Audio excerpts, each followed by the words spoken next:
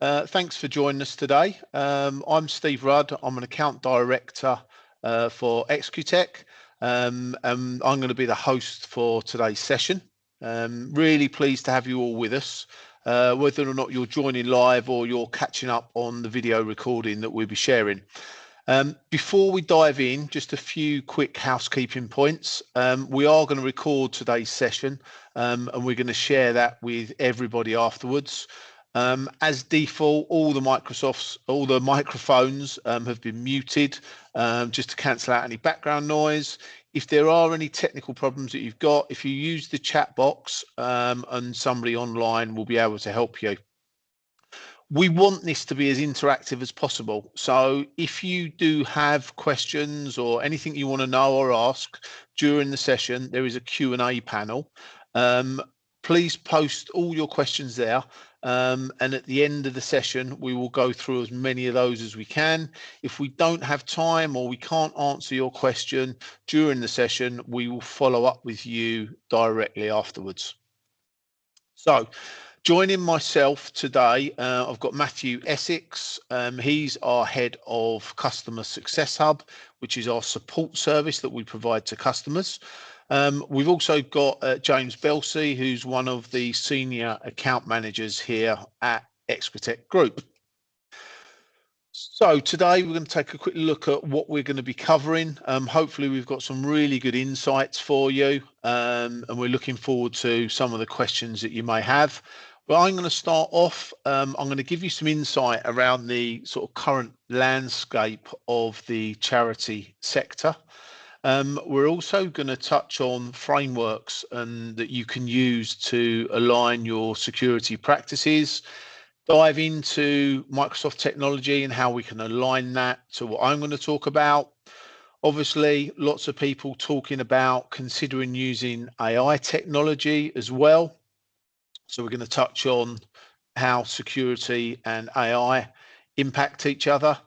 And then Matt's going to share some insights that we see from our customers with regard to the challenges that they have on a day-to-day basis around technology and security. And then we'll end a little bit about the organisation, and then we'll be taking all your questions and answers. So to start off with, just to set the landscape and the picture, I've spent over 25 years in the IT sector, and I've worked across a wide spectrum of organisations, small local charities to large complex corporates. With this breadth of experience, it's given me a real unique perspective on how different organisations approach technology, data, compliance and security. So in the charity sector today, I'm seeing a number of reoccurring challenges. Many organisations are under-resourced when it comes to IT and data protection, but they're handling increasingly sensitive information. That could be donor data, service user records, or even financial data. There's also a growing reliance on cloud platforms and third-party tools, which introduce new risks if they're not managed properly. Cyber threats are becoming more and more sophisticated. Even with small charities, they're finding themselves targeted. So the need for practical, scalable and affordable data security strategies has never been greater. And that's what we're going to talk about here today. But firstly, what I want to do is I just want to set the scene and give you some sort of understanding as to how real these risks are. So Microsoft released something called the Digital Defense Report, and this is an annual publication that provides a comprehensive analysis of the evolving cyber security landscape. So the report offers insight, guidance to help enhance security and stay ahead of the risks.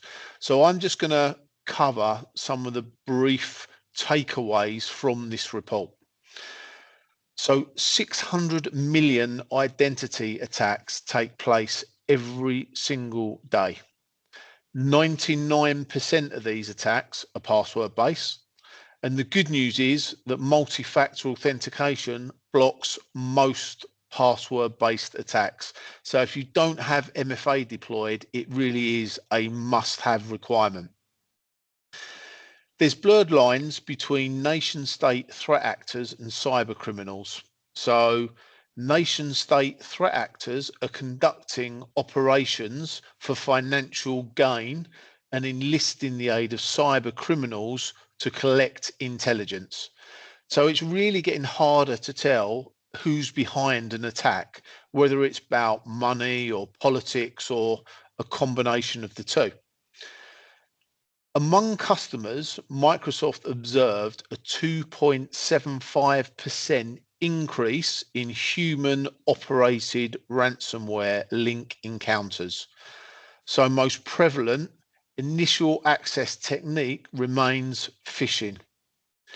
In more than 90% of cases where attacks progressed to the ransom stage, the attacker had leveraged an unmanaged device in the network.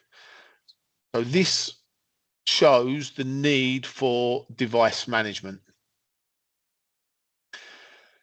The fight against impersonation is getting more and more difficult due to the ease and access of deepfake technology. Deepfake technology uses artificial intelligence to create highly realistic but fake videos or images or audio, swapping faces or mimicking voices, making it appear as though someone said or did something they never actually did. The speed and scale and sophistication of cyber attacks are increasing rapidly. When someone falls victim to a phishing email, the average time for an attacker to access the private data is just 1 hour and 12 minutes. The global scale is just astounding. Microsoft is seeing nearly double the amount of password attacks, growing from 4,000 to 7,000 per second in the same time frame year after year. The number of organized attack groups is increasing. So Microsoft used to track 1,500 significant threat actors. That's increased fivefold since 2023. So as you can see, there's a huge increase. If that's not scary enough, we're also facing unprecedented complexity, making cyber jobs even harder. So today's charities often struggle with a disconnected collection of fragmented tools. They're expected to sort of stitch these tools together, make data insights flow seamlessly across one platform to another, and to make them work efficiently. If you add to that the security talent shortage organizations are facing, there's about 4.8 million jobs that require security professionals, an increase of just under 20%. And you can add to this the challenge of a highly complex regulated environment. So Microsoft say there's about 250 regulatory updates per day around the world, which is just phenomenal.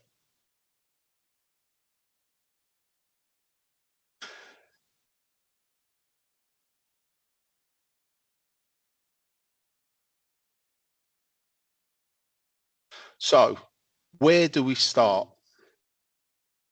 So I want to talk about something that might feel a little bit techie for some of you, maybe for small organizations, even a little bit out of reach, but it's actually simple, powerful, and well within your grasp.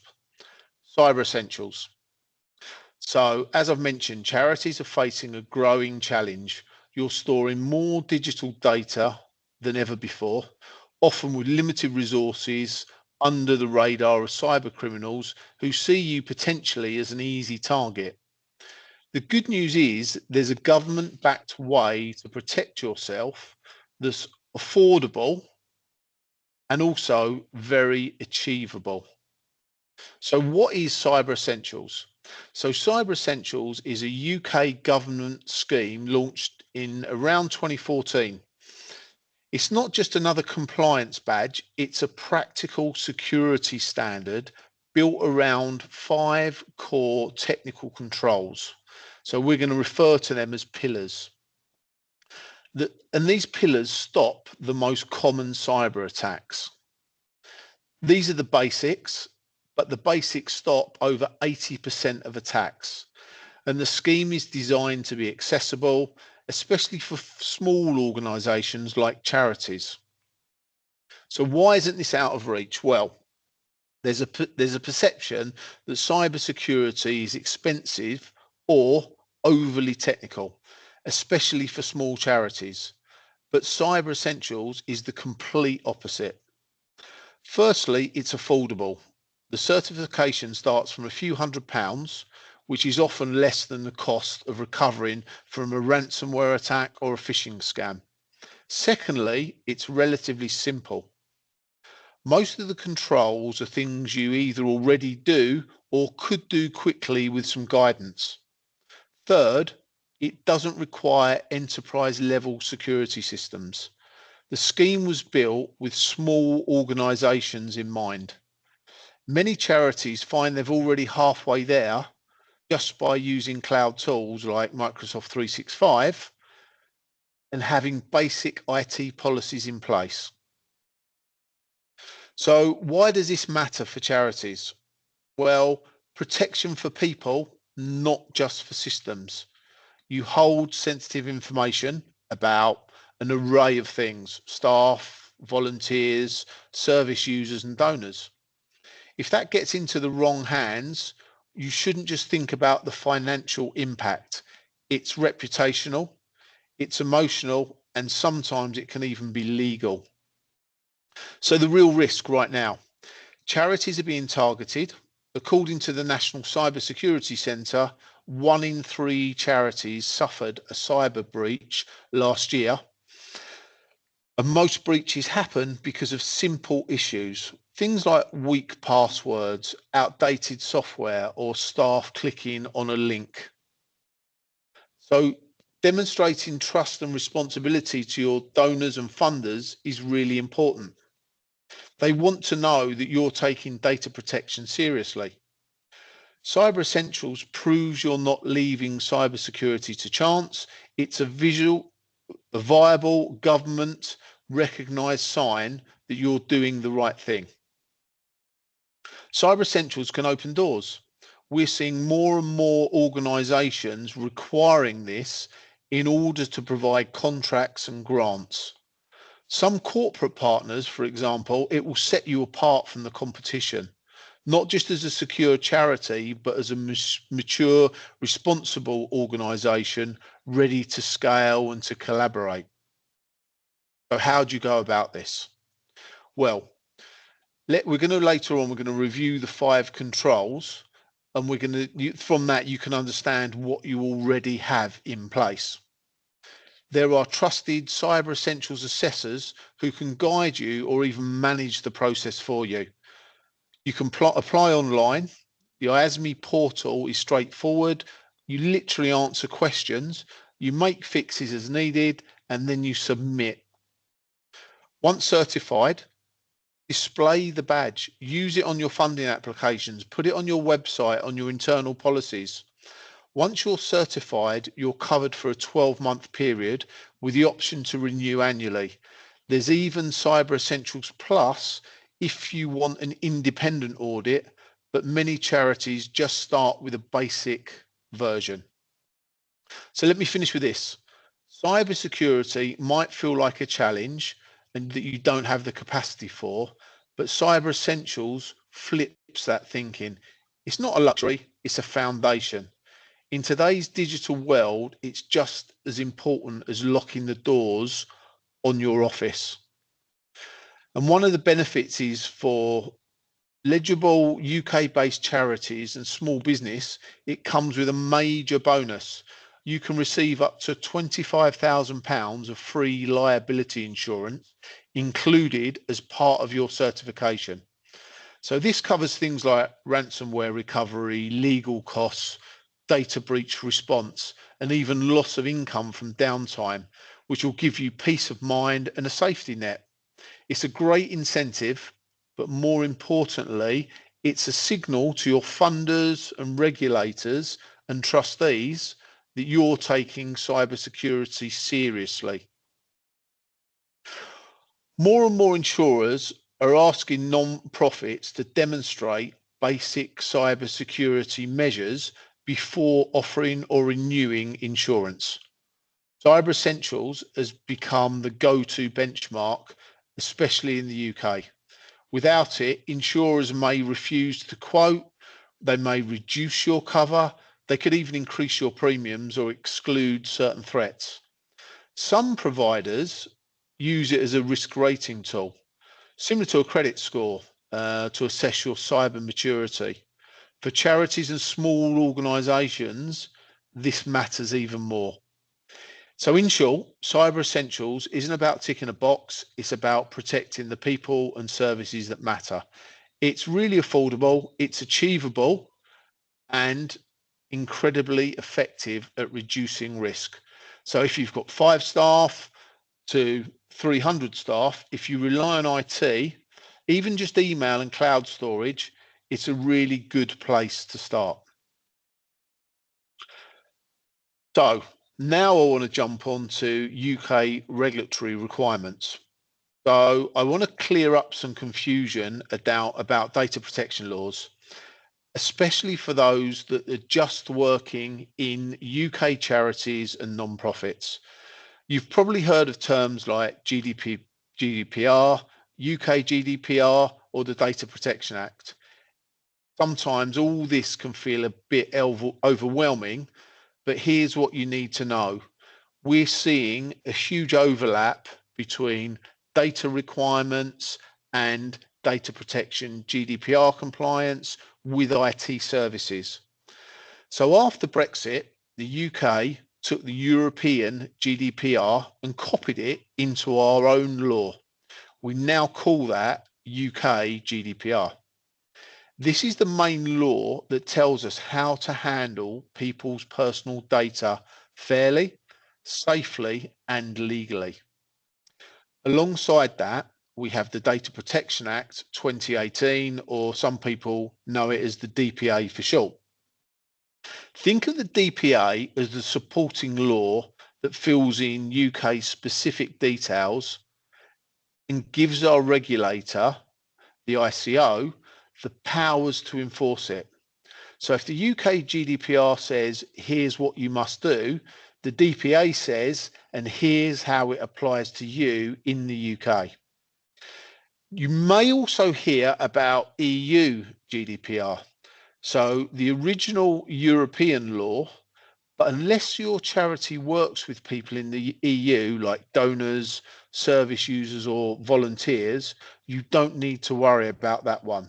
If you only operate in the UK and deal with UK residents, then UK GDPR and the DPA 2018 are all you need to focus on. So in summary, if you're collecting names, emails, or other personal information from your supporters, volunteers, or beneficiaries, you must follow the UK GDPR rules and the DPA.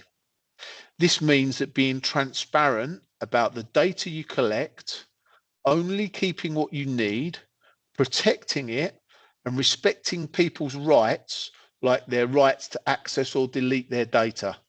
It's not about being perfect or having loads of tech. It's about being thoughtful, clear, and responsible with people's information. So let's take a quick dive into the UK Data Protection Act 2018, which is the law that governs how we handle personal data here in the UK. It's based on the GDPR and it's all about protecting people's personal information while enabling organisations to use it responsibly. So there's actually 7 pillars of data protection. So these pillars are the rules we need to follow when collecting, storing, or using someone's personal data. So lawfulness, fairfulness, and transparency. We must have a lawful reason for processing someone's data. Be fair about how we use it and be upfront with the individuals. This is why things like privacy notices and consent forms really matter. Purpose limitation. Only collect data for a specific reason and don't start using it for something else later without telling the individual. For example, if someone gives us their details to book a service, we shouldn't start emailing the marketing information unless they've agreed. Data minimization. Only collect what you need. If you don't need, for example, someone's date of birth, we shouldn't ask for it. Less data mitigates the risk. It's a lower risk. Accuracy. If we keep data accurate and up to date, if a customer changes their address, we need to reflect that. Outdated data can lead to mistakes and mistrust. Storage limitation. Don't keep data forever. Have retention policies in place. When it's no longer needed, delete it, but delete it securely. Integrity and confidentiality. We must protect data from being lost, stolen, or accessed by people who shouldn't see it. That means strong passwords, encryption, and secure systems that we're going to touch on a little bit later on. And accountability. This is the big one. We must be able to prove that we're following all of the above, where audits, policies, training, and documentations come in. Now, let's look at what rights individuals have, our customers, employees, or partners, under the law. So there's a couple of things that they can ask for. So 1, right to be informed. They have the right to know what we're doing with their data and why. This is usually covered in a privacy notice. They've got something called right of access. They can request access to see the data we hold about them. This is known as a subject access request, or you may have heard it termed as SAR for short. We've usually got 30 days to respond to such a request. Right to reflection. If the data is wrong or incomplete, they can ask us to fix it, and we must do that. Right to erase. So in certain cases, individuals can ask us to delete their data, like if it's no longer needed or they withdraw their consent. We've got rights to restrict processing. They can ask us to limit how we use their data. So maybe not to delete it, but not to actively use it either. Data portability. They can ask us to send their data to another provider in a readable format. Think about things like switching banks or telephone providers. That's where you may see that type of set. The right to object. They can object from certain uses of their data, like marketing. If they say, stop sending me emails, yep, you've got to stop. And rights related to automated decision making. So if decisions are made about something based purely on an automated process, so algorithms, they have the right to challenge it or ask for a human to review it. So in short, data protection is about trust. If we treat people's information with respect, only collecting what we need, keeping it safe and being transparent, we build confidence and we stay on the right side of the law.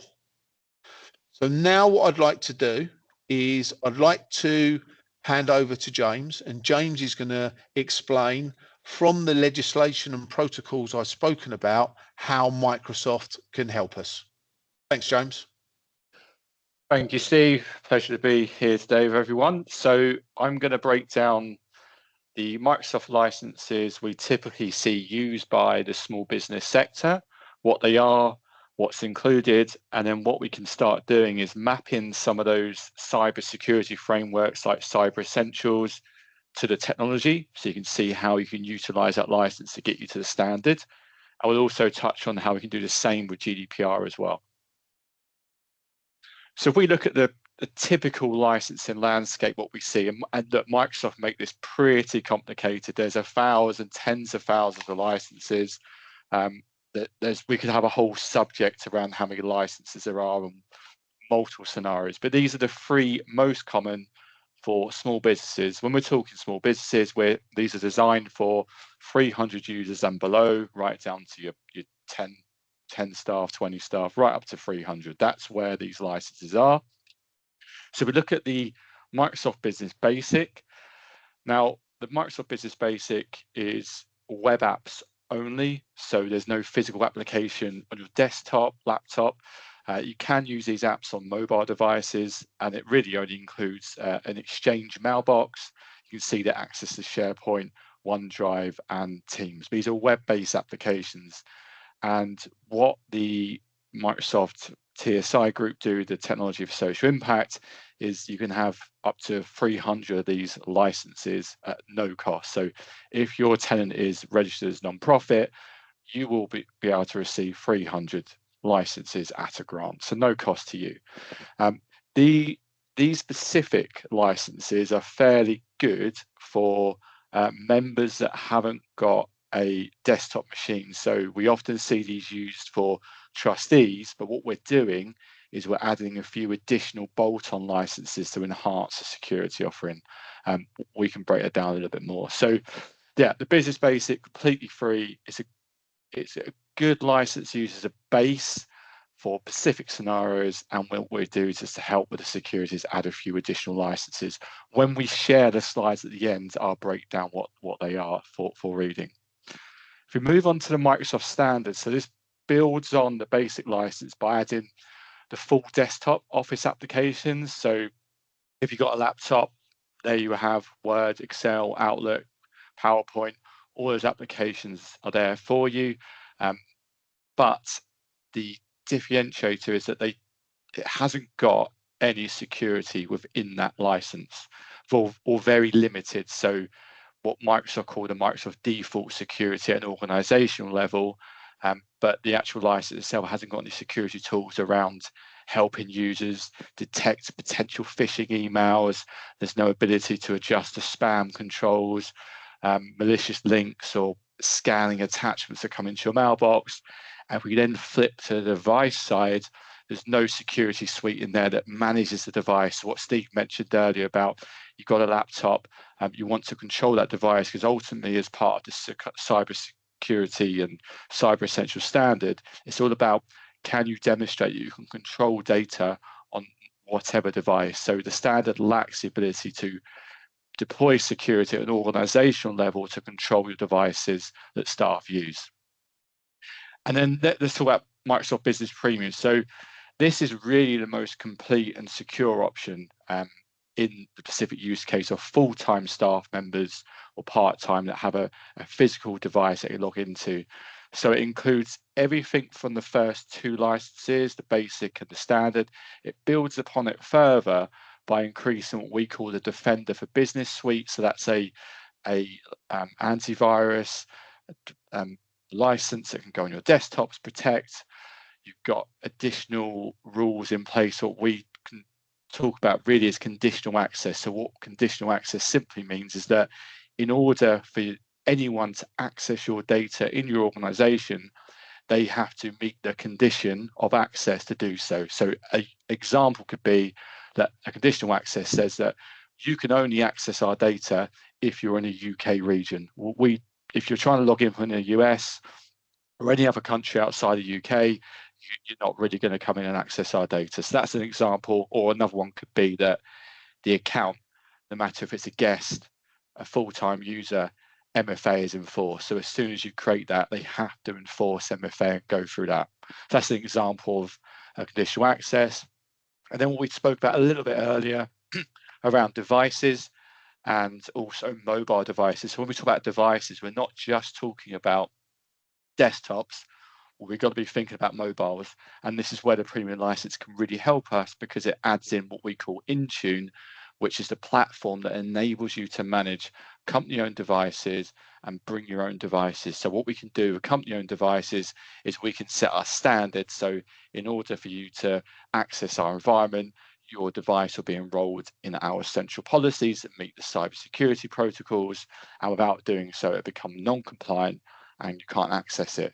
If we take a real short example for bring your own device for mobile, unless you're enrolled in our application protection, then you can't access our data. So what happens essentially, you think your mobile phone, we can layer in a application control to that. So it only controls, this is a really key point, it only controls the Microsoft 365 applications like Outlook, Teams, OneDrive, SharePoint that are installed on the user's phone, where they're signing into with your business credentials. And what it effectively does is it ring fences those apps on the mobile device and enables you to wipe the data from that device if it's lost or stolen.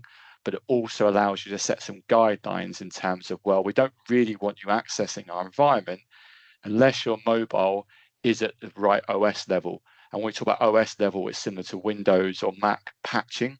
And that again pulls back to the Cyber Essentials framework. So we can put some rules in place that can help us safeguard and keep up to date with those policies. So the premium is the all-round license for those full-time member staff with desktops. We then complement it with basic licenses for trustees, and there's a few other variants, but there's tons on the subject. So what we'll do is we'll include that snapshot for you at the end. So if we move on to how we can start thinking about how Cyber Essentials, if we're going to take that framework, and the reason we talk about Cyber Essentials so much in the SMB space is because it's designed for your sector. It's designed for the small business in mind. So if we look against the 5 pillars of Cyber Essentials, and what we'll start doing is mapping it to the Microsoft technology. So to demonstrate how this Microsoft Business Premium license can help you. So the first one is all around firewalls. So a firewall, if you think about it, it's essentially a security guard. If you think in the physical world, security guard standing at the door of your computer or your network. So when we talk about network, it's slightly different. So we're talking about a physical firewall appliance that connects to the internet. In this case, we're going to be focusing on the device computer side. So it essentially sits there and it checks what's coming in and going out, and it will block anything it deems suspicious. So a good example would be that you're in a drop-in center and someone connects to the public Wi-Fi. The firewall can help stop, assuming it's been configured and deployed correctly, but it can help stop hackers on the same Wi-Fi trying to get into those systems. So without a firewall, anyone could essentially knock on your digital door, if you could think of it like that.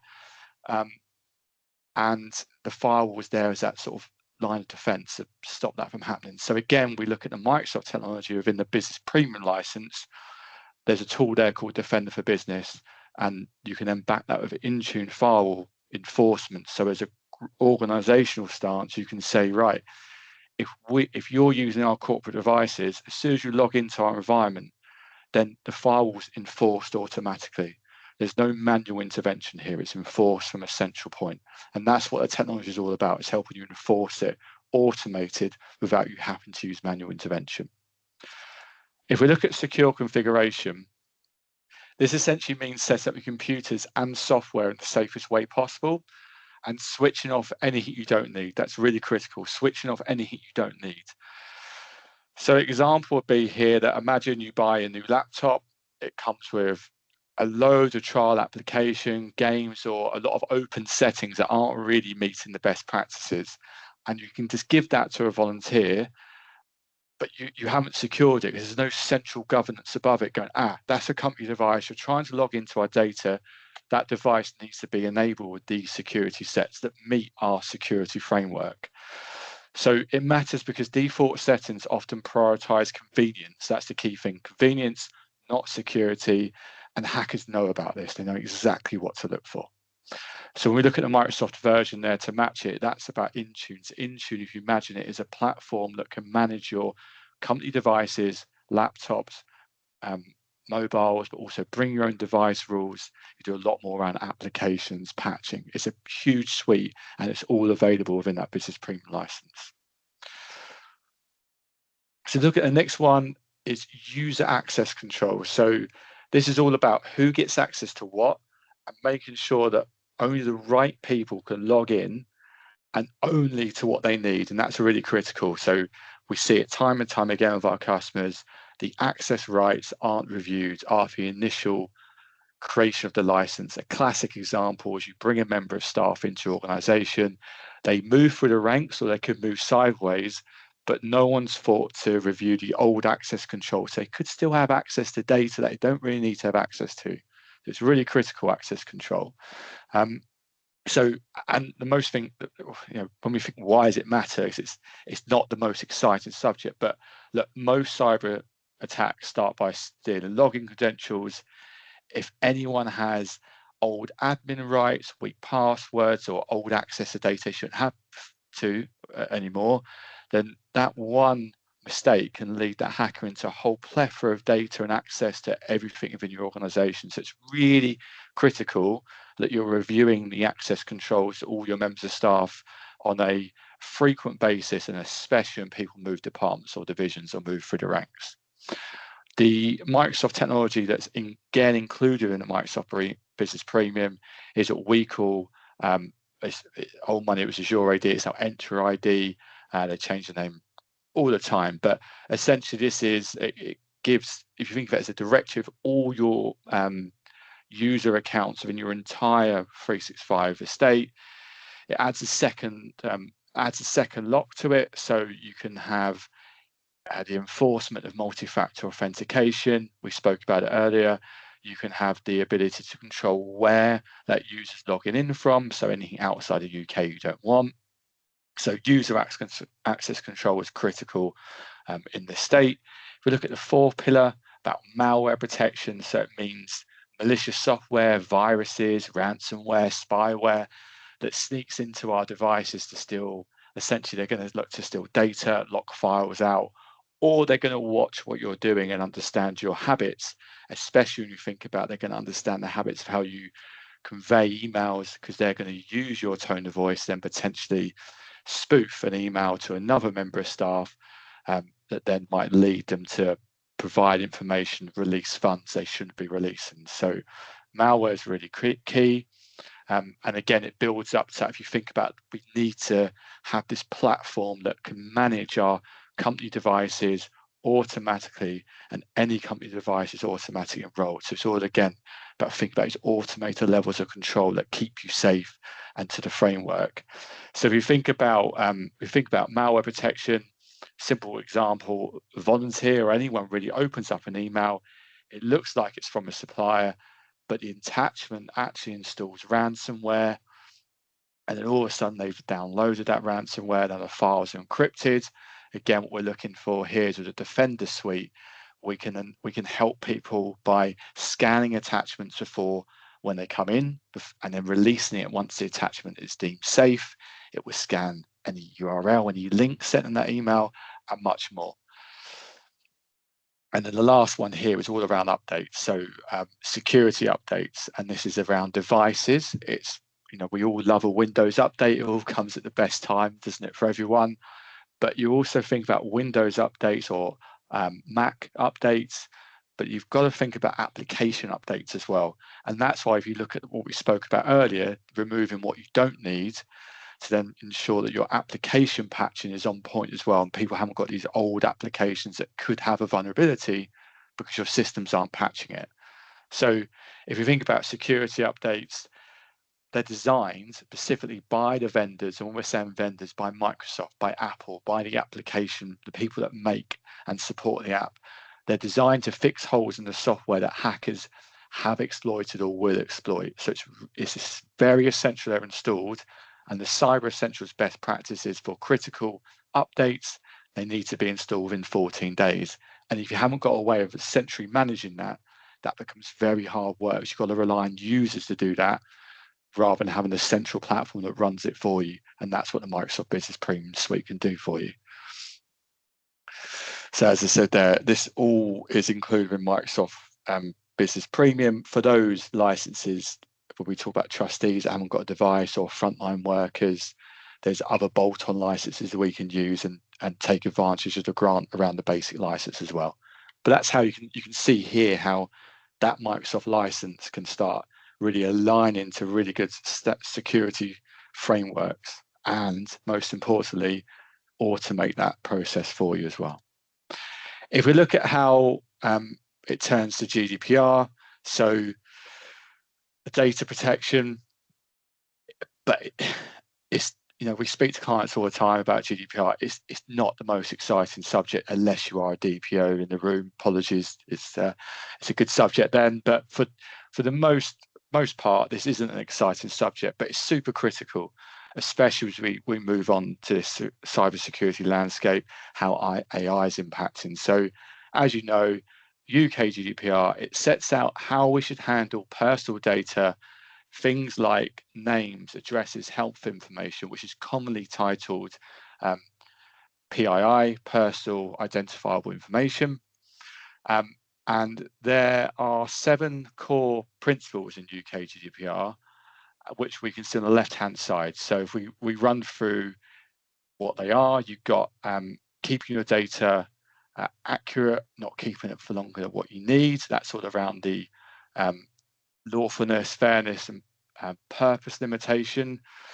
We got right through to data minimization, which Steve spoke about earlier, making sure you're only really keeping what you've got. Your accuracy of data is really important, and you know, the integrity of data is correct in terms of using it for what it was designed to be used for, and it's confidentially stored. So if we look at how Microsoft 365 Business Premium can help, it covers around 70 to 80% of the GDPR requirements. So if we look at what it does, so if we think of fairness, transparency, and accountability, that's where a suite called Microsoft Purview lets you track who in your organization has access to what data and when. And you can also respond very quickly to subject access requests, and they are getting far more common than they ever have done before, as more consumers are more aware of their rights around their data. So a subject access request can be anything from, I just want to see all the data you hold on me. And you've got to think that's not just in your emails, but that's across your 365, your finance application, maybe your fundraising application. And it's really difficult to go to each system and find it. So Purview can help consolidate all of that into one view and help you identify the data that is tracked back to that person requesting. If we think about limiting how long and why you keep the data, there's a lot of policies within the premium license that allows you to label and archive data correctly. So you can set rules like delete this data after 2 years, or store securely, but it can never be shared externally. If we look about keeping data accurate and secure, with Defender, we spoke about a little bit earlier in the slide before, and Microsoft Intune, that platform that allows you to manage device and applications. You can ensure that only authorized people can access these sensitive files, even if they work remotely. And devices, this is the key point here, can be wiped even if they're lost or stolen. So we can wipe that data clean. Minimizing data access, that's where we talk about that directory of all your users' accounts. So we call that Microsoft Entra. And that's where all their identity and access to the systems is controlled within that suite. And you can control who sees what. And then you think about what volunteers might access general documents, while caseworkers might see more confidential records. And it's all about nothing more, nothing less. And that portal we call Microsoft Entra allows you to really easily map those permissions, and it gives you a really quick and easy view into who's got access to what. So that's how you can start thinking around Microsoft using that license and how you can map it to Cyber Essentials and the GDPR framework. So huge topic around how AI is evolving security. So we're not really going to talk about AI tools that help with identifying security threats. This is more from the average user perspective. And when we talk about the average user, or the people in the SMB sector, when they think AI, they're more thinking that how I can use AI to be more productive and efficient. So we're going to come at from that angle. So when you're thinking about let's deploy AI, or let's start using Copilot or ChatGPT for productive and efficient ways, we need to always think about, well, what do we do around making sure that that AI isn't taking the wrong data and then manipulating it to something we don't want? So I will take you through a snapshot of how this is coming to play and what we're helping our customers to run through. So first, if we start with, we're specifically focused on Microsoft 365 Copilot and how the security around that, and I'll lead on to more third-party applications around third-party AI as well.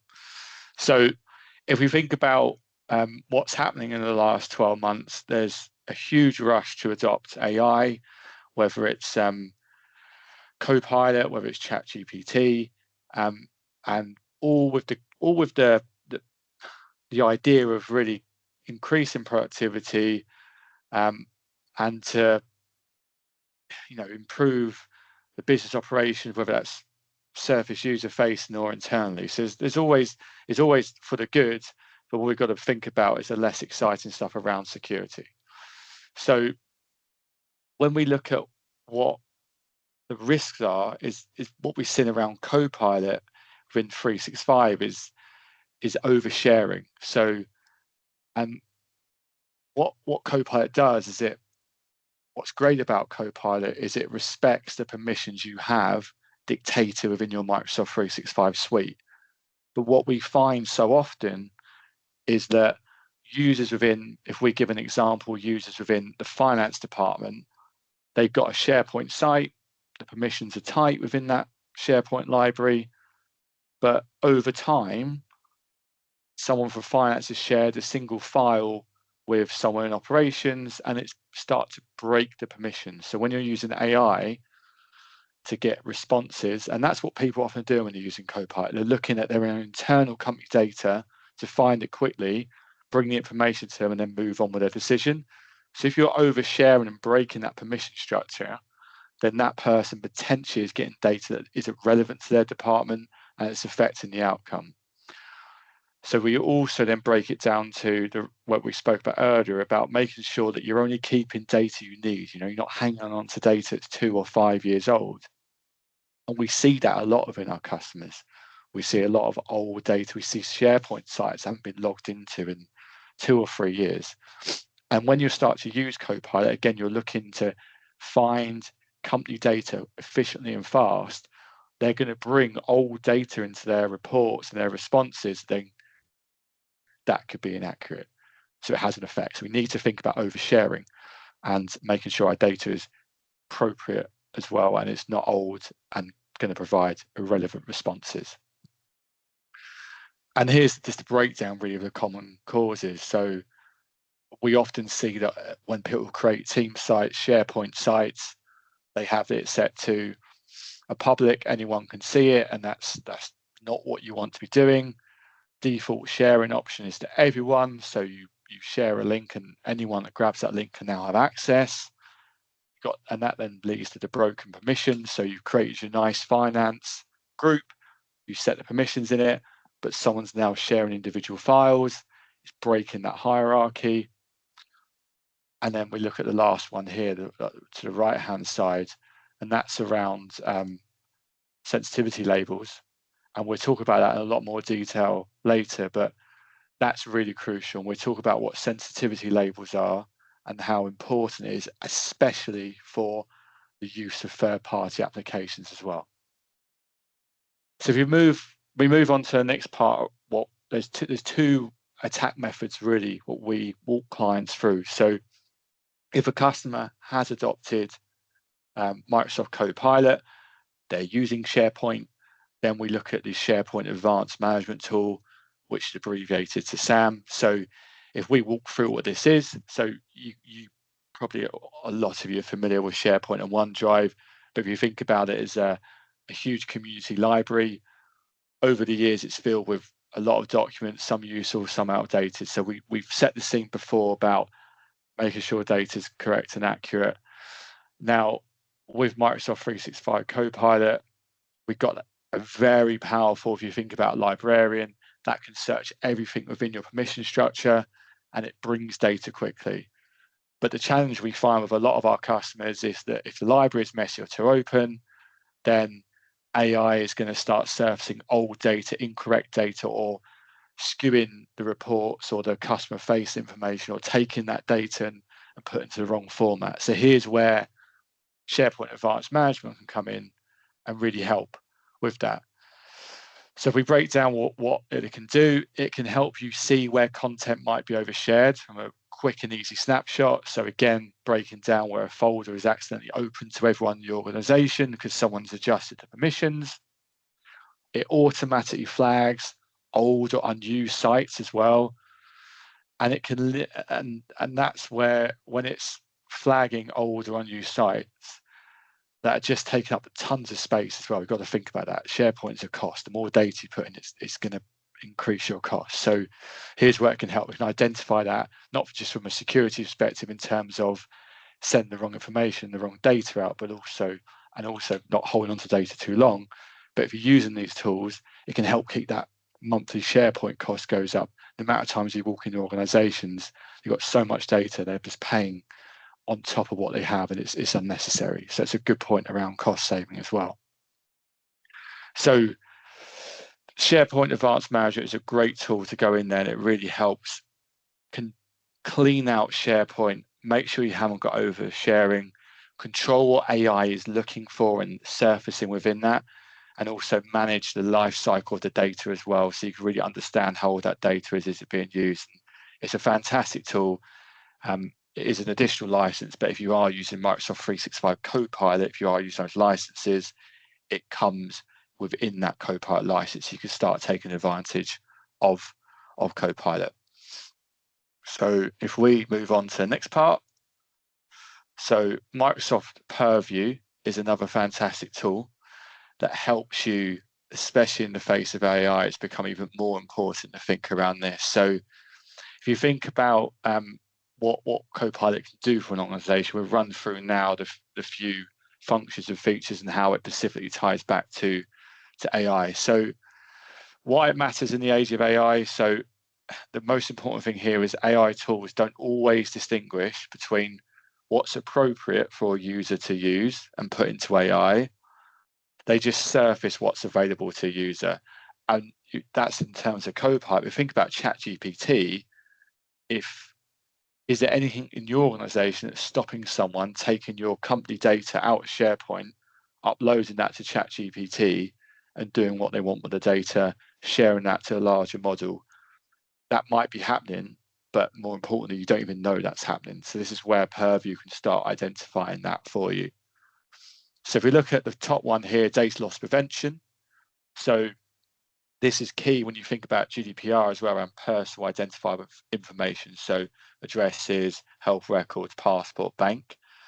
So what data loss prevention can do is, let's have an example here. So someone tries to paste a donor spreadsheet into ChatGPT innocently to help a fundraising message, to be a bit more targeted, get some ideas creative.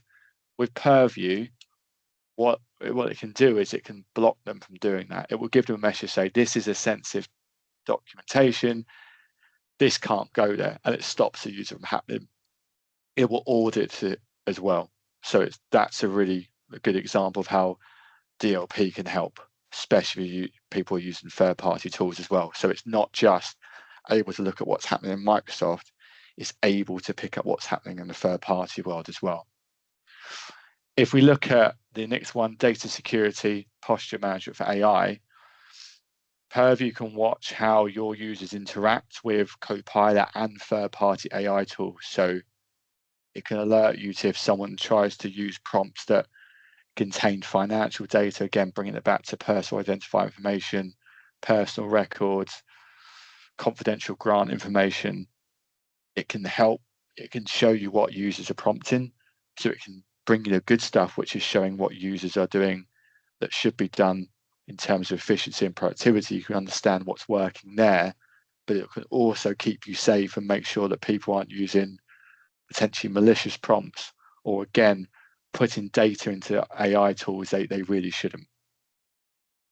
Sensitivity labels and data classification goes hand in hand with AI tools as well. So what this can do is it can, with your documents and your files, you can label a document, and there's 4 methods when you layer it normally in an organization. You have highly confidential, it doesn't leave the organization. So if we take that for an example, if you label a document highly confidential, you can make sure that any AI tool, especially Copilot, if you're using the Microsoft estate, it can't even index or surface that data, even if it has access to it, because you've deemed it highly sensitive and highly confidential. You don't want AI to take that and manipulate it and put it into another report that might not give the full context of that document where it's taking the information from. So classifying documents and labeling them have become even more critical when we look at AI. So if you now think about, you've got your classified, your sensitive documents, someone then tries to upload that into ChatGPT, it's identified that it's a confidential document, the DLP rules have come in place, and they've actually said, well, hang on a minute, your rule set says you can't share that in there, and it's going to block the user from doing it.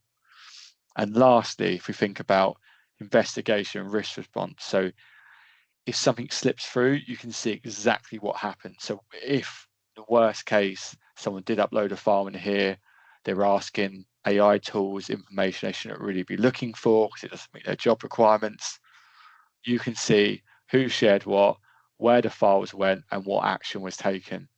So Purview allows you to audit that and set alerts as well to flag if there is misuse within your organization. So that comes really to the end of how we set the scene around what's happening in the cybersecurity space, what the good frameworks were in terms of cyber essentials, and what the regulatory demand is around data, GDPR, DPA, and GDPR. This is how we see with our clients the compelling case to use these Microsoft licenses, because for one license, and especially when you take into account the Microsoft non-for-profit discount, is quite compelling because it can give you so much functionality around security and also keep the productivity suite at the same time. So what I'll do now is I'll finish there, and I'll hand over to our head of the customer success hub at Exotech, and Matt's going to talk us through what he sees on a daily basis supporting our customers. Over to you, Matt. Thank you very much, James. Hello, everybody. I've been waiting patiently in the background to come and speak to you all today. I'm just going to take control here. What I really want to do today, I don't want to take up too much time. We've been going for a little while now. But what I want to talk about is the attacks that my team see daily, really. We see many thousands of different attacks here at Exotech. We manage 2,000 customers, 200,000 users. And even at that scale, even globally, the attacks that we see here are the most common ones, because when we talk about all these rules and regulations and about deploying security to your Microsoft environment or any other environment you may have there in your business, it's a bit like locking your front door, locking your windows, shutting the gate, all these things. But at the end of the day, if somebody wants to get in, they will find a way. So what everything we talked about here is about reducing the likelihood of somebody wanting to target you, and that's great. But as I say, you can pop all these different forms of security, and you can protect everything. But what the problem is us as users are still the weakest link in everything we do, okay? And that includes just your standard users who aren't tech savvy, and especially people like myself, tech people who think we've seen it and done it all and we won't get caught. we are the easiest targets going. And this includes our C-level management as well, the higher ups who, we may want to say to our team, you can't do this, you can't do that. But when it comes to actually working, we've deployed so much security that it's almost impossible to do anything. So we start slowly relaxing the rules for one or two people because they need to do that. And I really just want to put it out there. That's really important, that when we talk about security or protecting our environment, protecting our data, it's really important that this comes from the top down. And we all follow those same rules. So we're all aligned, we all know what's doing, and we can help each other to find these things. So the first one I want to talk about is phishing attacks. Now, at the end of this little talk now, I'm going to show you some examples because we do run phishing simulations with our customers as well. And I'll go a bit more into that. But phishing attacks is literally the number one. I think Steve mentioned at the beginning, like something like 60 million or 600 million attacks daily. And I think listening to my team, they feel like they're doing 599 million of those alerts a day. But this is a real problem. And phishing attacks is where somebody will send an email to you as a user and it will claim to be something official. And in most cases, they look pretty legit, to be honest. We're all very busy people. Emails come in, we click it, we check it.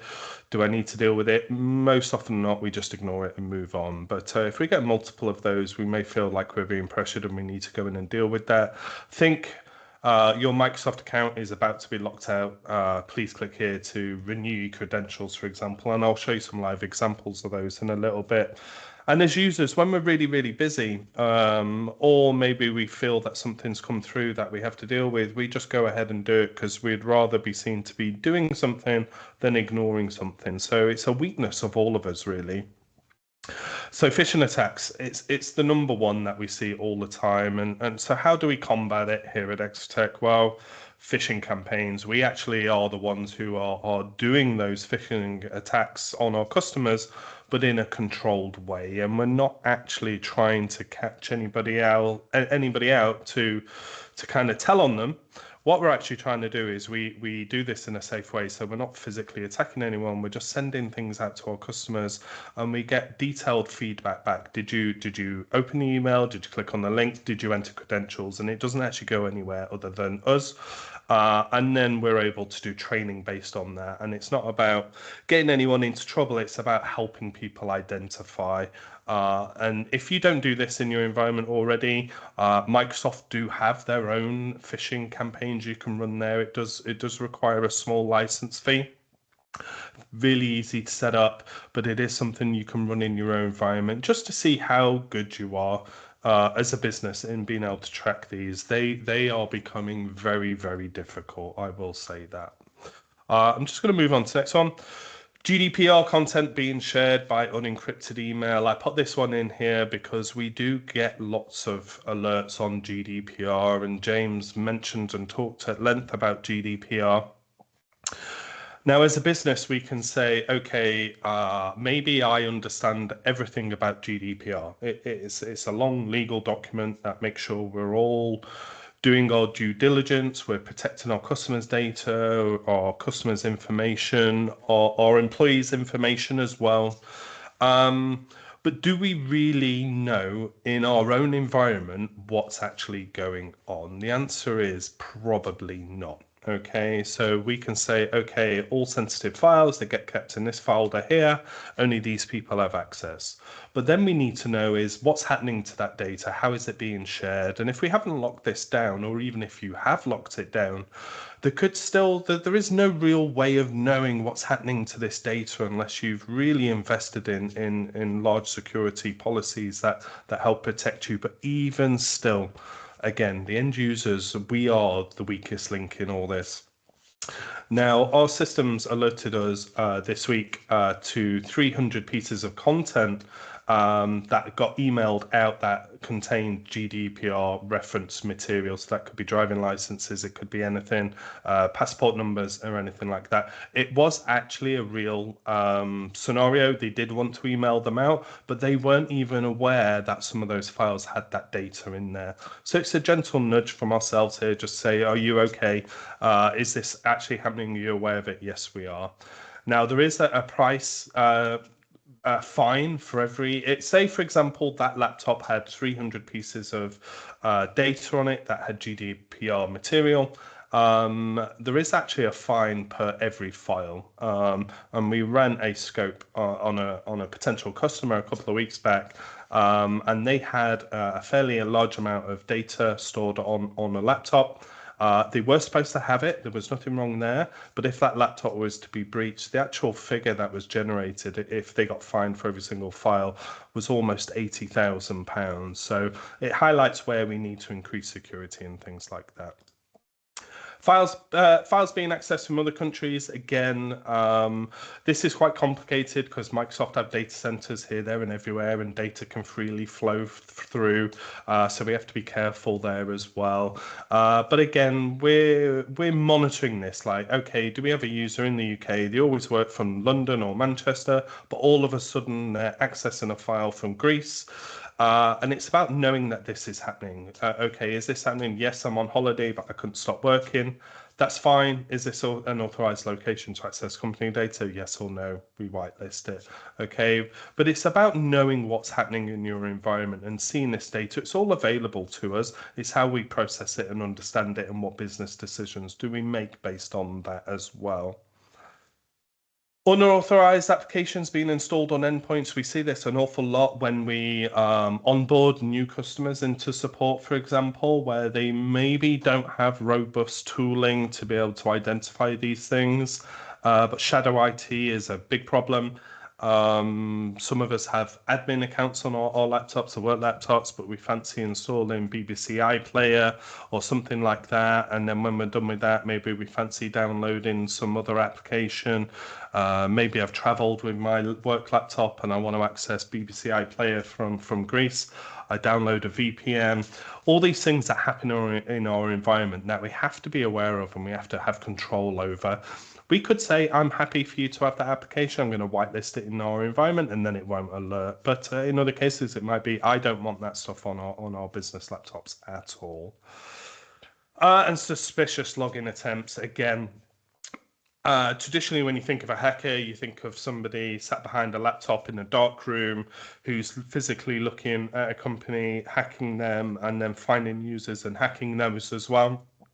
In reality, these are just fairly automated systems that just go cast a wide net and they'll start trying to log into accounts. So the easy ones to do is info at your business address, accounts at your business address.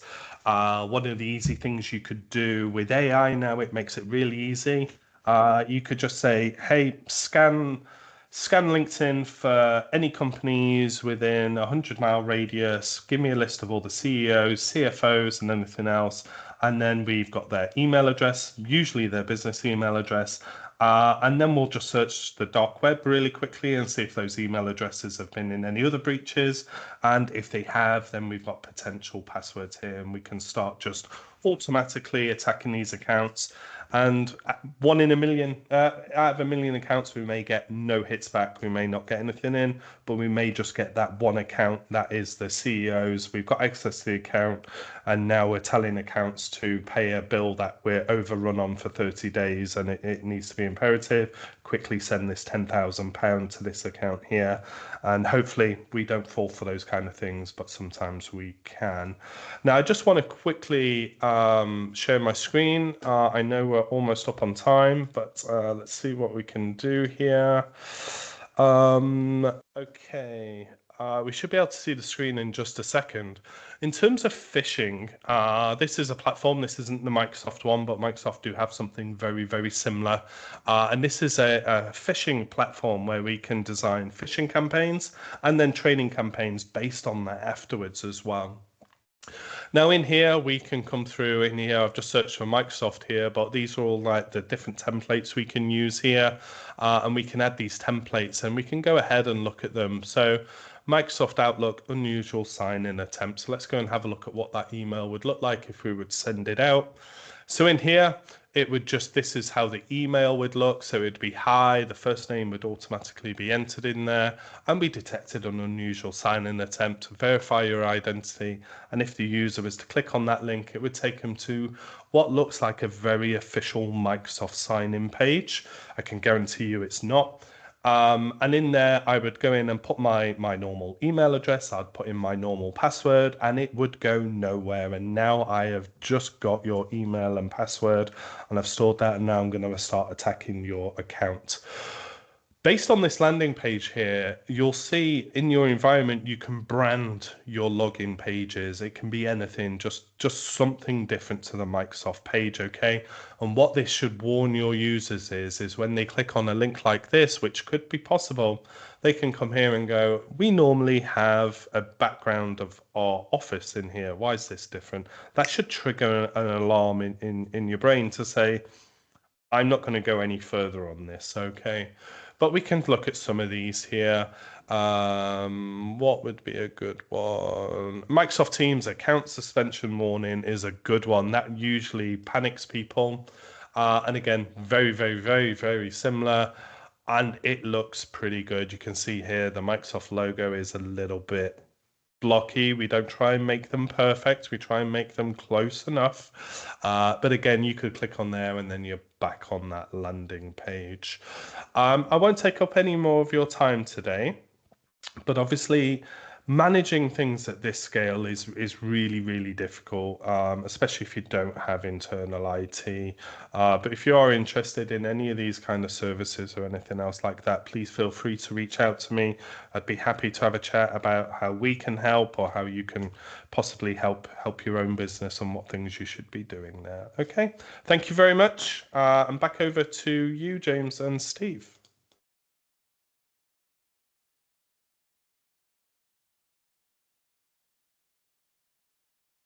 Thanks, Matt. Let me just get back to the presentation. Let's reshare.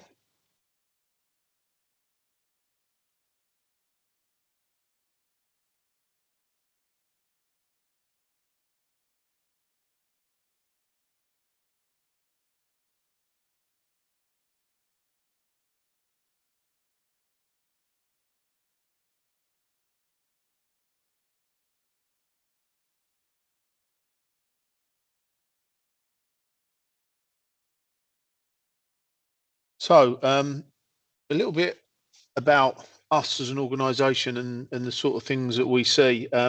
We've touched on a number of points today. We've touched on security, we've touched on compliance, and we've touched on regulation. What we're seeing is lots of charitable organisations have got a mix of different platforms with data sitting and residing across them. And what we're seeing a huge drive in order to try and consolidate. The business premium tool that we've been talking about today can really ring fence all of your company data. So the more data that sits underneath that platform, the easier it is to secure, simplify, and help you to adhere to that legislation. So part of our aim is to take that pressure of compliance and data security away from you, show you the tools and how they can be implemented. Where we've delivered this time and time again, we have the ability to provide default settings to an environment and help you achieve cyber essentials in a relatively quick period of time. Fortunately, the slides have stopped sharing. Just reshare that again. One of the things that that we wanted to talk about is the fact that we see lots of organizations promoting themselves as a Microsoft partner. And what a lot of people aren't aware of is that about 6 months ago, Microsoft changed their partner status to break down into specific solution areas. So previously, Microsoft had a gold and silver accreditation. So as you're probably aware, Microsoft have got a complete array of Microsoft services, and that was quite a generic accreditation. So now what they've done is they've taken that accreditation and they've broken it down into specific solution accreditations. So as you can see, there's one there for modern work, there's one for data, there's one for security, Microsoft Cloud, etc., etc. And what we're a big advocate of is you're looking to work with a partner, you should be looking to work with a partner who holds a solution competency in that particular area. That will denote true expertise and a best practice approach. Furthermore, on top of a solution partner accreditation, once you have that as the fundamental baseline, there's actually something called an advanced specialization. So that's an even deeper level of expertise where you need to have a minimum level of engineers certified at a certain level, case studies provided to Microsoft and reviewed. And again, one of the things that sets us apart as an organization is our Microsoft accreditations. We're one of the most certified partners in the UK. And as a result, working very closely with Microsoft TSI. So that's the charitable arm of Microsoft, that's Tech for Social Impact. So hopefully that's been informative to everybody on the call today. And I just wondered now if anybody has any questions or any further insights they'd like in relation to anything that we've covered off today. So from a Q&A perspective, there is one question in there currently. So Peter has said, you currently have Cyber Essentials. However, we're recruiting more part-time dog trainers and also run their own business while working part-time. They have their own phones and laptops at the moment. They don't give them access to the cloud system 365, which creates issues uploading reports and accessing files from SharePoint. They need for training with vulnerable families. However, it's not economic to have all premium licenses for a small charity. He's been thinking about using the basic license. Would this be okay if we monitor that they have deleted unwanted software and update, and they also use MFA? Matt, did you want to take that one? Sure. Yeah, I understand the question there, Peter. Unfortunately, the business basic license doesn't work in this case. It has no security at all. So what they're basically saying there is, we'll give them a small license so they can access our systems, and we'll work on a trust system, which is fine. I'm sure we all have good intentions, but the truth is there's no way we could manage that. There are other licenses. You don't have to have business premium, and I know Microsoft makes this very, very difficult in terms of understanding the licensing. Like, okay, what does this do and what do I need? And this is where people like Steve come in, who can help you through that licensing landscape. But you can bolt on. What you could do is you could have the business basic license, which is very, very cheap. And you could bolt on Defender for Office or Entra P1. Microsoft do other licenses called Frontline as well, which is like the F1 licenses as well, which are much, much, much cheaper than business premium. But they're focused around just securing those temporary workers and things like that. So yeah, unfortunately business basic on its own doesn't work, but you are thinking in the right direction, and there are options out there for you to do this correctly.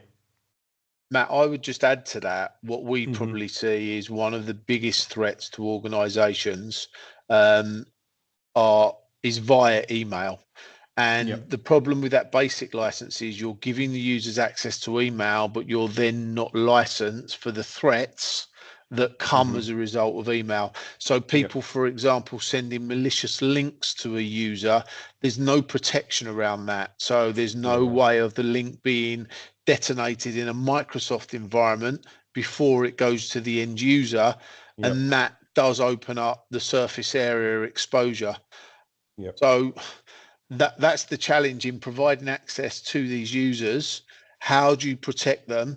So it is possible to lock down the environment so they can only work in a sort of native cloud environment online, so they can't take the data outside of that environment. But you need to think around things like email and protecting them with the relevant services so they've got the same level of security around security that the full-time employees or employees with company devices have as well. It's a challenge that we see from lots of companies where they've got part-time users with maybe personal devices, but they don't want to pay for those premium licenses. What we see 9 times out of 10 is if you do buy one of the other, say, frontline licenses, by the time you've added the add-ons, you're not too far away from the cost of a premium license. Microsoft's retail price for a premium license for a charity is around £4.40, and that's buying on a 12-month commitment with monthly invoicing. We actually provide it to charities at £4. So there is a small saving there.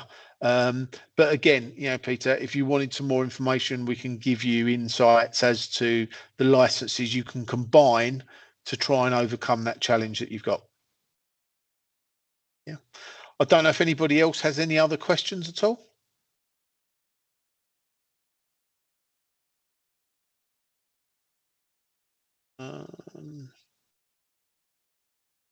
It looks like that's it. So unless there are any other questions, I'll draw this to a close. We will share the slides and the recording of today's event, and we've got another one coming up in August, which is going to be around AI and Copilot. So we'll also share that with everybody as well. So hopefully it's been of use. Thank you so much, everybody, for attending today, and look forward to seeing you soon. Thank you. Thanks, everyone.